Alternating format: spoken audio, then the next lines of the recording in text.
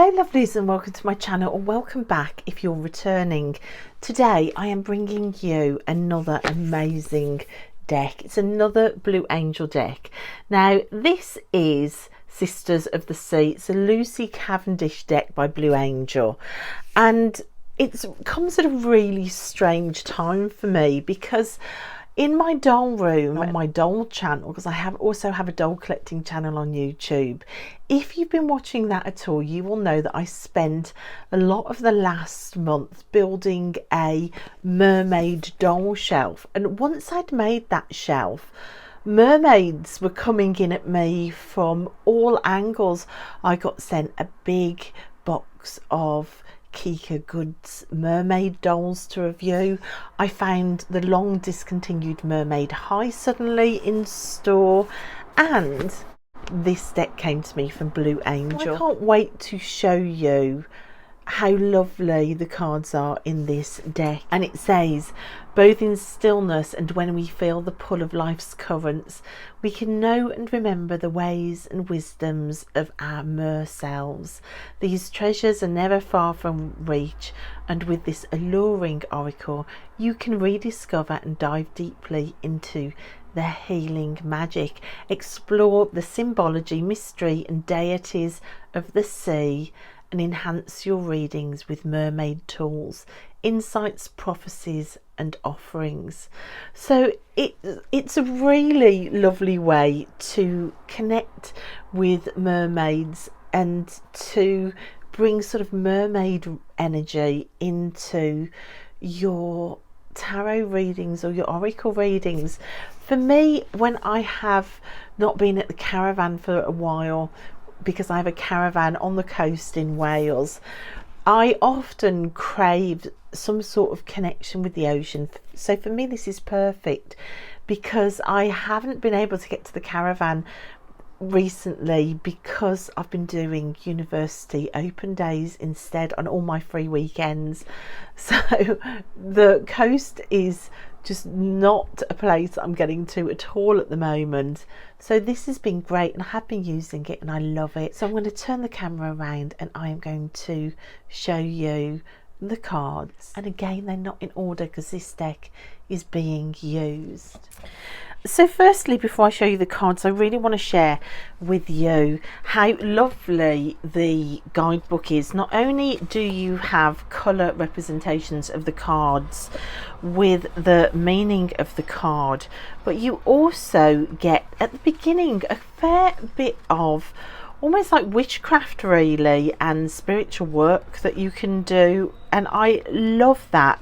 So we start off with an introduction to mermaids and what they are, what they believe to be. There are quotes from people throughout history, or singers or authors that have used quotes about mermaids. You can see we've got this gorgeous art as well, but then we get to something that I love. So there's different meanings behind mermaid symbology, what it symbolizes, and I think that throws into the mix as well for using the deck like an extra dimension. Like here it says, like the tail, the mermaid's tail gives her the ability to move fluidly with great power and agility. You can focus on the mermaid's tail to draw on her strength and sense of direction when you feel lost or rudderless. So it does things like that for the different symbols around mermaids, which I think is wonderful. And again, like you've got quotes as well. But then it also has a section where it brings in the gods and goddesses of the oceans. So if you're interested in working with the known powerful beings of the ocean, the deity of the ocean, oh my gosh, and the road is so noisy outside, guys, please forgive me with the road. But you can see you've got named gods and goddesses here and information about those as well, which is just incredible. But then again, after that, doesn't stop there. You've got information on connecting with mer beings, and I just love this section as well. There's a practical element to it as well, like a scribe with mirrors. honor the waters, adorn yourself with the colors of the ocean, cleanse with the medicine of water, delight in creative play. That there's real practical aspects for bringing this sort of energy into your spiritual path, which I love. I love all of this. And it doesn't stop there. It gives you ideas for enhancing mer-energy in your spiritual walk. So you're given like essential oils, you're given different ways that you can use essential oils as well. You told which crystals can be used as well, which is just wonderful. I don't think I've seen this before in an oracle guidebook. You're told about how to use corals and shells as well, like the different types of shells. And then herbs as well. What are herbs? And then different tools like candles or combs or chalices or feathers or mirrors or music, all the different tools. So you're given a whole array of other ways that you can enhance mermaid energy or mer people energy in your spiritual walk before you even get to working with this oracle. I think that's wonderful. You're given different spreads then once you're told about working with the oracle. So we've got the past, present and future spread. We've got the Celtic cross as well laid out for us. There is also a mermaid trident spread in here as well, which I love. And that's before we even get to the mermaid messages. So you've got 78 pages there, guys, of real solid advice for bringing mermaid energy into your spiritual practice, which I think is brilliant. And then we've got the mermaid card meanings. So you've got a picture, you've got a keyword, and then you have a message. And I think it's lovely. I really do think it's a fantastic mermaid deck with a brilliant guidebook. Right, so now with cards out of order, I'm going to show you the cards. These are the backs, so it's a reversible back. It's gorgeous Blue Angel cardstock. It's typical oracle size. If I compare it to a Rider-Waite-Smith standard tarot card, you can see the sort of size that the oracle cards are. It's matte cardstock. It's a lovely shuffle. Even if you've got little hands, if you waterfall shuffle that way. I have just found a tarot card in here. You can see this is a deck that's currently in use. I was thinking, why isn't that shuffling as easily? It's because it had a tarot card in for my last reading with it. Okay, so what I tend to do with these bigger oracles, because I have little hands, I tend to waterfall shuffle it sideways, which it does really nicely. Okay, are we ready to have a look at the cards? So you can see these have got numbers on and they have keywords, so it's all very easy to find in the guidebook.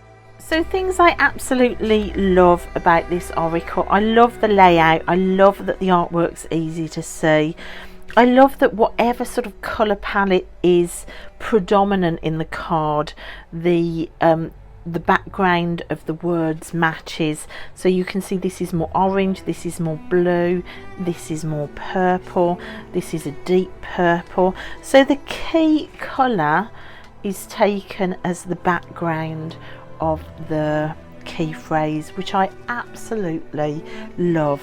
But overall there is still a consistent colour palette. It's kind of these muted purples, greens, blues and greys, so it doesn't feel like you're flip-flopping between colours, because the colour palette itself is cohesive as a whole, and I love the way they've done that.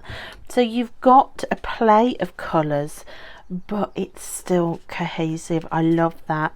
I love the keywords like mighty, camouflage, sea spirits, messages, or stop right there, which is slightly beyond keywords, and I think sometimes you may have to come to the book. Like collaboration, that's an easier keyword to use without going to the book. To see what is unflinching might send you more to the book itself, or say things like the black pearl. But then again, it might not. It might take you, when you're doing a reading with this deck, to a kind of narrative of a story that you can formulate yourself as you're reading.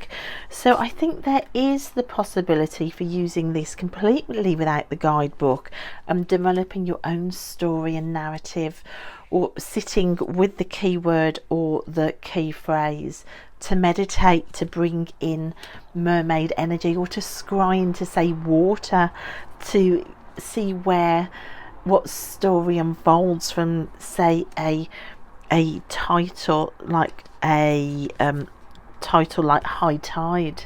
Like what story might come from that. But then again, if you do want to go to the book itself, the book as well is just wonderful. Oh my gosh, I think this is such a beautiful deck. I love the way that the mermaids are drawn. I love that there are other mystical creatures coming into play as well. I love the fact also that there is a combination of lots of detail, but then it's quite open as well. So the art style for me really works. In the back of the book, it says about the artist Amy Brown, who I think predominantly is a fairy artist. So I think her style of art leads itself to mythological creatures, so fairies, and it's one very small step then to mermaids, isn't it? And of course Lucy Cavendish, her decks and her books are sort of so well known, aren't they? So it's a combination of Lucy Cavendish and the artwork of Amy Brown.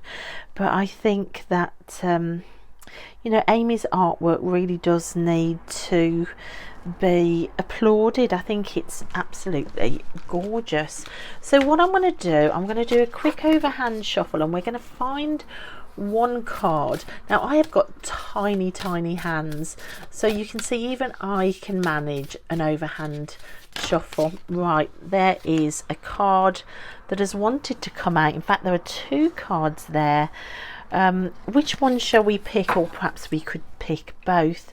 So 20, my gosh, I mean, look at that artwork, guys. I think that is beautiful, and both of these I think are examples of cards that, you know, how would you work with it without going to the guidebook, when it's got to whom was she given and mer meetings as the key phrases. Now I would be very tempted to set up a scrying bowl here and to see what messages come through in a scrying meditation from the title to whom was she given, and then mer meetings to pathwork into the card to see who's waiting to meet me. That would be my go-to for these two cards. that's an example of like the narrative beginning to form itself. However, for today, let's go to the book as well. I would also happily go to the book as well. So you can see we've got card 20, to whom was she given? My gosh, the road is so noisy this morning, guys. You can hear the buses going past, I'm certain. So I apologise for the noise outside. But right, let's find out what card 20 says if we use the book. This mermaid is resigned to her fate. She is to be given in union to a being she does not know, and it seems she moves, albeit slowly and reluctantly, to something she feels she must do. For her there seems to be no choice, no other way. There are moments in life that seem inescapable, as if the choices of others, family and culture, carry more importance, or that they know better, and to keep their favour we just go through the motions. She feels vulnerable, and yet she is far from defeated. From the corner of one sea green eye appears a route that offers an alternative. She begins to see that within every seeming inevitability there is a choice. She has glimpsed the possibility of what she can make of this fate, and she will bend destiny to her own vision of how her life shall unfold. Like you do at times, she seems obedient. She seems to accept, but she does not, and nor do you. For this mermaid is in the deepest form of rebellion, the one where all her powers and intelligence align in the creation of a life of fulfillment. Even while it seems all paths lead her to a place of restriction, she will not be bound. She will find her freedom, and she will create a better world for herself and for others like her because of the actions she takes. This is the possibility before you. You may give in for now, but you will never ever give up. So that might be a really interesting journal prompt then, to find the places where you may have given up, or to see who you've been given to and whose voices are being prioritized over yours. I can see really lovely exercises or tarot spreads being pulled around that, around the question of your own sovereignty. In fact, this is something that I was only Googling just this morning as well. So again, there's magical synchronicities there. And in card 8 in Mermeetings, the guidebook says for this card, there are times within the path of life when people are sent to us by the universe. They are not always people, of course. Sometimes they can be quite unlike ourselves, but in whatever form these souls come, they have been sent because our paths are meant to cross and merge for a time. It cannot be known if the beings coming to you will be there for a long time or just for a moment on your journey, but the time they spend with you and that you share with them will feel magical for all concerned. Friendships and new connections can be invigorating. They can reignite our curiosity and interests, help us to see ourselves through different eyes, and allow us to share and inhabit the same spaces absolutely differently, yet with deep companionship. The blessings of new, enthused, activated and sweet friendships and connections will soon be yours.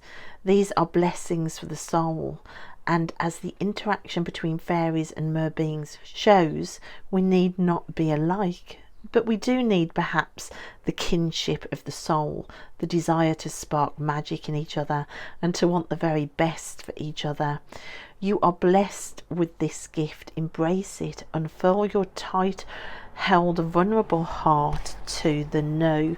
So there's lots of ways forward I can see of working with this card. Immediately I would want a path work, like I said, into this card to see who might be waiting, whether that be a fairy spirit or whether that might be a mer spirit, or trying to journal around places where you might be closed down to the new and meeting people, or brainstorming ways that you could have these encounters. So this also looks like a card that I would want to take out to somewhere where I feel that there is fairy or mermaid energy, or a connection between the boundary, the liminal space where water meets the woodland. In this card, it just screams scrying bowl to me. So immediately there are ways I can see to work with those cards, which is absolutely heightened if you then go back in the book to all of these prompts for things you could use and ways to increase the energy. So I think it's more than just an oracle deck. I think it's a really lovely tool with Lucy Cavendish's words and the wonderful artwork of Amy Brown to find different ways in and different modes in and different tools to use to start bringing this sort of magical mermaid energy into your spiritual work. So a really great tool which goes beyond the oracle for me. So guys, that is the Sisters of the Sea, a deck by Blye Angel with the words of Lucy Cavendish and the artwork of Amy Brown. I think it is a gorgeous deck. I mean, how can you not be blown away by cards like this? The card stock as well, I said it's matte, but it's almost got a it's got that gorgeous like soft feel. What's the word I'm after? Oh, what's the card stock called that has got that sort of lovely soft feel to it? But anyway, it's got that gorgeous kind of soft feel. The card stock is beautiful. Let's just leave it at that. It's just absolutely gorgeous card stock, and although it's got this soft feel, it isn't sticky at all. And I think it's fantastic. I mean, look at these images.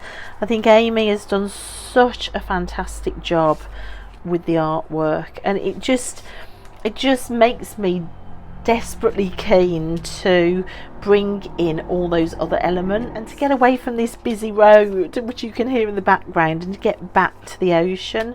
So guys, that's it for my review of Sisters of the Sea, another great one by Blye Angel. Guys at Blye Angel, thank you so much again for entrusting me to work with and review this deck for you. It is such an honour.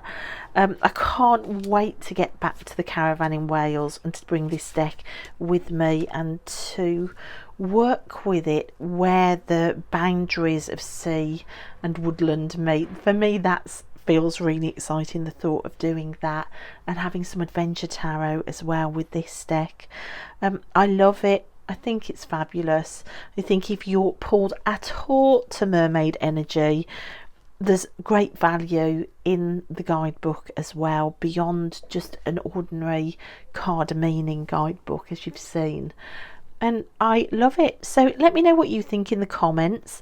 Let me know what experiences you've had with working with mermaid energy. Oh my gosh, I would love to know all about your experiences as well. And thanks guys for watching. I'll see you next time. Bye.